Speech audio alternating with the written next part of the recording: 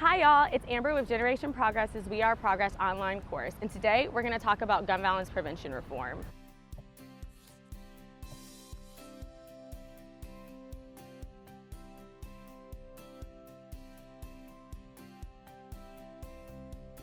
There are so many issues in today's world that impact young people, and gun violence happens to be one of the most crucial.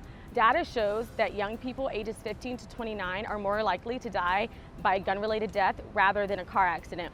Being able to pass more gun violence prevention legislation will reduce the number of gun violence-related deaths and provide all Americans with a better quality of life. Over the past few years, we have seen examples of progressive gun violence reform, such as the universal background checks and extreme risk protection legislation.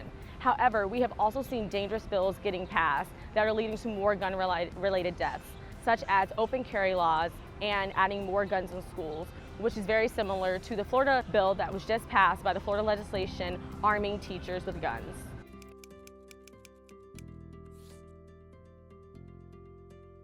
So, now that we've covered the basics, let's talk about the federal level. This level of government is made up of U.S. House of Representatives and U.S. Senators, who have the power to pass bills that are imposed throughout the country.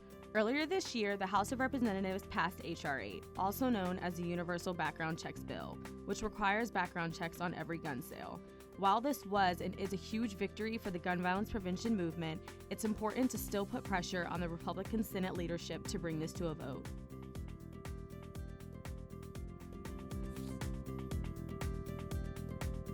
Now that we've covered federal, let's talk about state and local. Due to our weak federal gun laws, states play a critical role in passing laws to protect communities from gun violence. Your state legislators have the power to pass gun restriction laws specific to your state.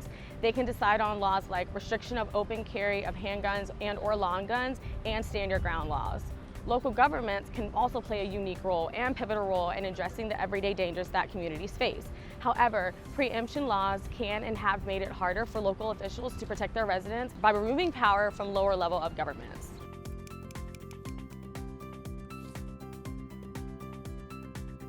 Local governments can and should invest in proven gun violence prevention strategies like the Cure Violence model, which many gun violence orgs have advocated for. These community-based strategies can significantly reduce everyday gun violence without relying on mass criminalization and incarceration. Showing up for your local government is very important in making sure your communities are being governed by those who understand and can address these needs of individuals living in these communities.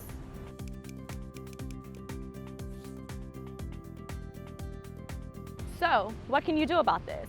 Number one, go to www.genprogress.org and take action. 2, be a part of town halls when your elected officials are on recess. You have the power and right to make your voices heard, and the easiest way to do that is by having face-to-face conversations with your elected officials.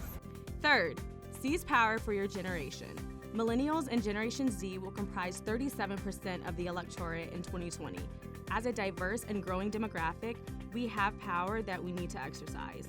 Young people face barriers that prevent us from taking our seat at the table. We need to break down those barriers and seize our power on the issues we care most about. Again, this is Amber Gaither with Generation Progress's We Are Progress online course signing off. Bye.